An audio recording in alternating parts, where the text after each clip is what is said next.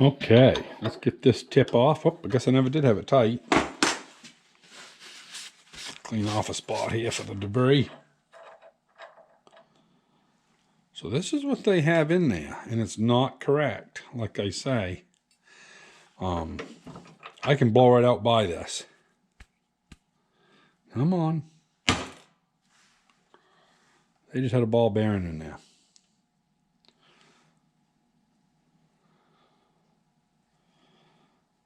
Now this is supposed to have, it does have a seat in there. Don't know if you can see that or not, but there is a seat down in there. It's supposed to have a little valve in it. I'm going to wash this out real good. Okay, so the back end had stacked up 3 high these copper washers.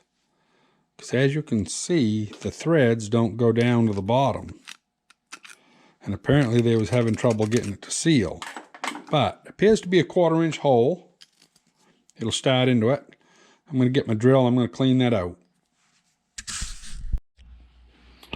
Okay, I went and cleaned this out. As you know, I ran some drills through it. I'm going to see if it'll work with this ball. I know according to the book that I have, it's not supposed to have a ball bearing in it. But, you know, sometimes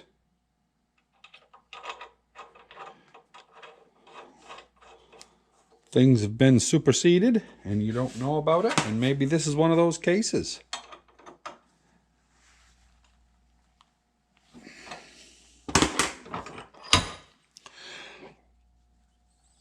Oh, I cannot blow through it this time. Before I could. So let's go see if we can pop it off. Okay, I got it tightened up. Now if I pull slow at all, it doesn't really have enough pressure, I don't think, on that ball. You can watch it drool down the front.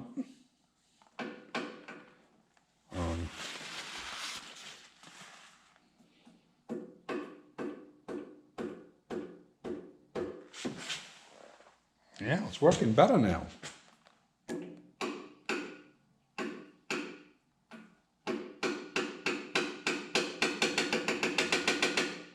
But you can see it's going down around the bottom, and it shouldn't.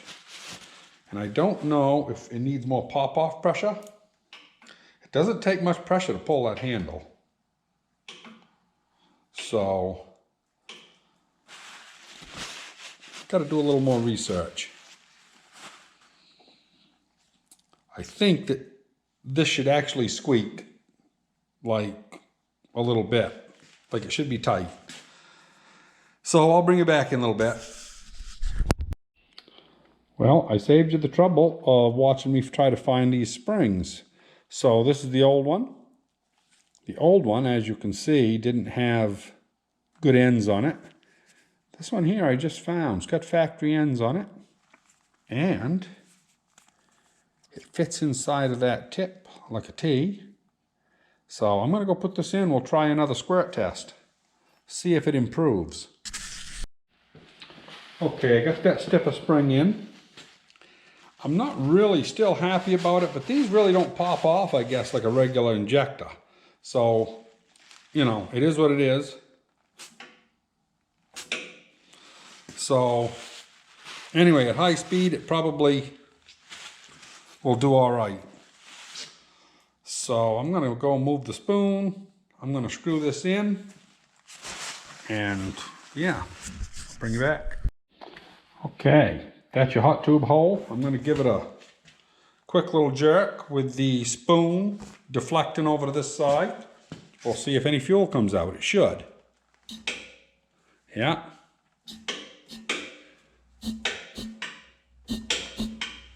Okay, so it's going into the spoon like it's supposed to and deflecting over.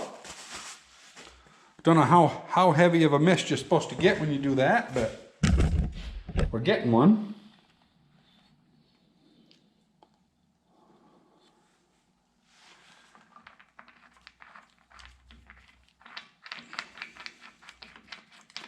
I wish these threads were just a little bit tighter, but we'll walk them up.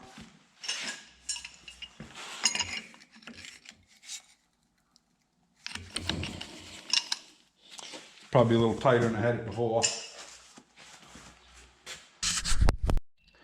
Okay, I'm going to attempt to get this stuff all adjusted here. I've got the fuel line disconnected so I won't keep pumping fuel into the cylinder. This here is loose. There's all kinds of stuff here wrong with this. Look at that. There we go. Can't have stuff moving around. Now, inside of here, I don't believe. So to set the stroke on these, basically you have to move this rod in until you're getting at least 1/8 of an inch of travel here on the actual rod, which we'll back this up. Yeah, I got plenty and then some. As long as we're pushing this at least 1/8 of an inch, then we can lock this rod here up. And to actually set the stroke, what you do is you walk this up till it's 1/8 of an inch, and that only allows that to travel back 1/8 of an inch. And that's what sets your actual stroke, is this here. So you got to set it with a long rod to make sure that it's actuating, let's say 3/16 of an inch. And then this here will set your actual 1/8 of an inch travel that a book calls for. So I'm going to loosen this up off camera. Right now the stroke is at its max, and we are 5/16 of an inch more than what we were a minute ago on the movement. Or actually less, I should say. I'm measuring this distance. And it went from 13/16 to 2.5 or something like that. Anyway, it's about 5/16. So, with that being said, now what we have to do to set our 1/8 inch stroke is you have to put this stop block 1/8 of an inch from the actual plunger, so that it only allows it to go back 1/8 of an inch. And that's how you set your stroke on these. It's the only way you can do it. This here is supposed to actually stop the plunger from coming back. That's what they call it, to stop. Right now it serves no purpose the way they have it. Anyway, I'm going to free it up because I don't know how tight it's going to be. But I'll go get me a, I don't know if I got a pin spanner or not. We'll check it out. What are the odds of that?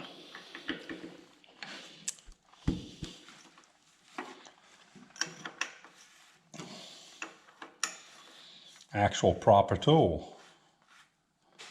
Boy, that seized it up in there. Oh, I hate to use channel locks on stuff, but looks to me like it won't be the first time. Oh, there we go.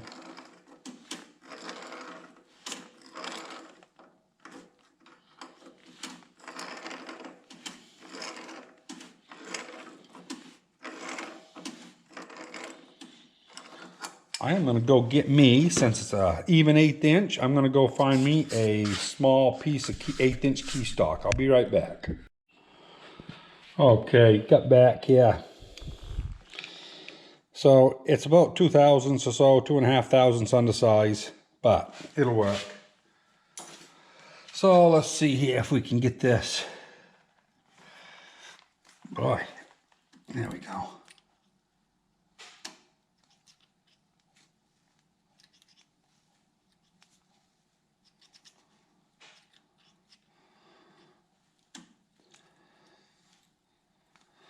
There, right there, snug. We're going to call it right there.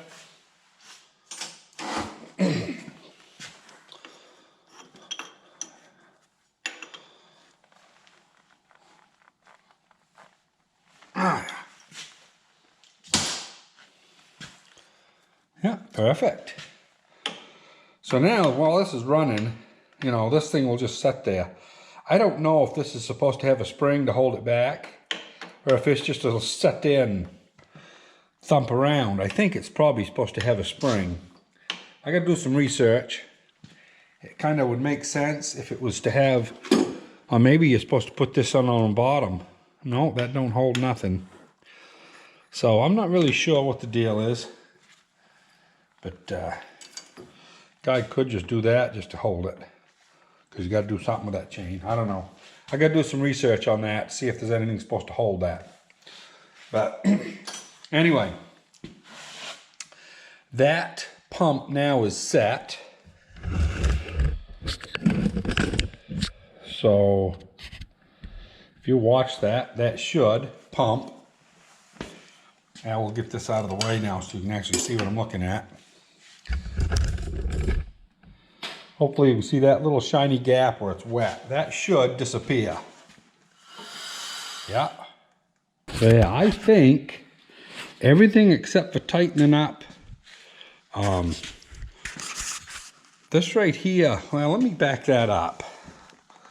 I'll show you how this thing works. It's kind of a neat mechanism. So let's say that we're under sped, which we are right now. Top dead center. It just gave you 1/8 of an inch. Now if you reach down here and push on the weight, but you watch the plunger go back. So just by stepping on that governor, it's a very simple governor. As you can see, the pin is offset that it swings on from the middle, and also the mass is offset here. So when this thing is up to speed, it is trying to go this way, but the pin is over here, so consequently it has a winding action to it. And they don't let it go very far. It's just between these two stops right here, there's springs in there. And anyway, what it does is it walks this down here back and forth. If I can get this up where I can hang on to it. Okay, this end here you can move a lot easier. Now you look at this, see how that moves that? So this is what changes your stroke. And depending on where it is, it either gives you more stroke or less. So it's a pretty neat setup, and I'm pretty sure I got it right. We're a lot closer than we were, you know, that I do know. The only thing we got to do now is this right here. This thing should at least take a few pounds. I mean, it's just, you know, that right there, the spring never comes into play. So I'm going to go get me a wrench. We're going to see if we can't tighten up that spring. That's got to be tight enough so that until it gets up to like 150, 200 RPM, at least it's giving it fuel. So anyway, I'll bring you back here after I get the wrenches. So I was just climbing around on this thing looking stuff over. And the eccentric strap is not even tight. I don't know if it needs shims. Probably the bottom one is loose also, if the top is. Yep. They'll both turn right around. I saw those new cotter pins and I'm like, I better check that.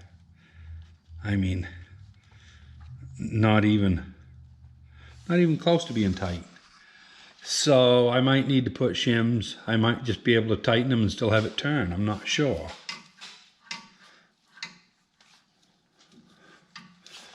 But anyway, I'm going to loosen up this stuff here. I'll be back.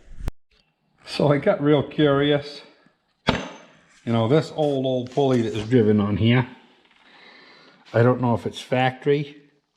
If they had this on as a wooden pulley, I'm not sure.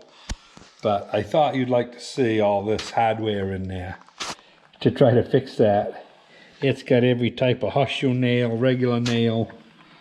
And then somebody just recently, when they did the rest of it, put this piece of plywood over the, you know, probably so that your clothes wouldn't get hung up on that. Safety first, you know. I've moved this about only 3/8 of an inch. We'll go another half dozen turns here. Oh. Guess I'm down to the jam nut. So let's see here what this feels like now. There, now you see how it goes back? That's how it should be. Feels much better than it did. I think actually I'm going to go a little more.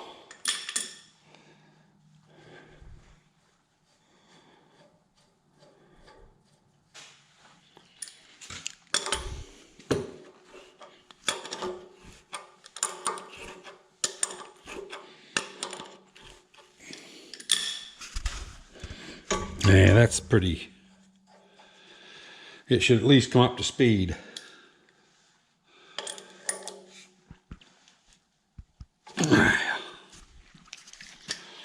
So anyway, that is much better than it was. Takes probably 50 pounds to pull that. So it'll take a few RPM to kick it back. So let's see if our, I guess we will be pumping into the cylinder, but I still want to do one time to see if this changed our stroke. Since I got that, probably should have tightened the spring first. But anyway, you guys can watch right here and see what you see now.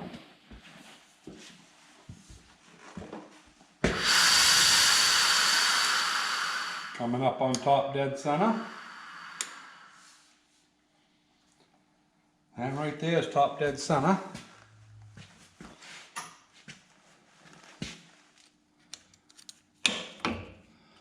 Oh, see, stuff changed. Now that I got that pulled, now I got to reset that there, because now it's running further than it was before. See, it was mid-stroke instead of where it belonged. But I know that the stop will work because it's in the range of the travel. So we'll just turn the main push rod till we get 1/8 of an inch. Yep. Jam that one up. It's amazing when you get that weight setting where it belongs with some load on it, the difference that it makes. There's 1/8 inch right there. So, there we go. And now if we push on that weight without turning the engine over, it should start pushing the pump. So everything is working as it should now. This here is working. The only thing I'm not sure of are these rubber bumpers. And, you know, I think they got a spring or a leather in there. I'm not really sure. But I think that when it's up to speed, it kind of gives it something to set on so it don't pound. I'm not really sure. There's nothing in the book says anything about setting those either that I've found. I may read it again and find I've been reading right over something and missed it. But anyway, I think that's going to be it for tonight. We've got everything basically set. The only thing I have to do now is, yeah, before I try to run it, I'm going to snug up that eccentric strap. I don't like running that loose. I don't think you would either. So other than that, I think the thing's ready to try. Made a lot of changes. So this thing, like I say, it was taken out of a shingle mill up in, I forget now. It don't matter.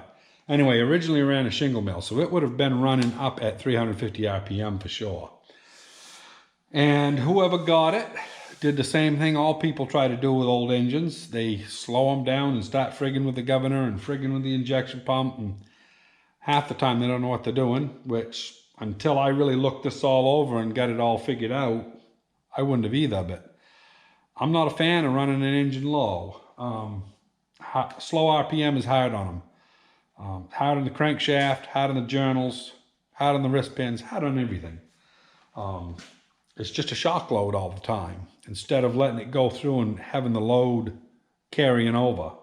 You know, it hits that crank hard, and it's running so slow that the full load goes onto the crank pin every time. I realize most people don't give them much fuel, but it's hard on them. A lot easier if they're up to speed. So I'm not a fan of that. It drives me crazy when people sit there and say, look how slow I can make this go. It's like, yeah, whatever, you know. I never understood it, but anyway, yeah.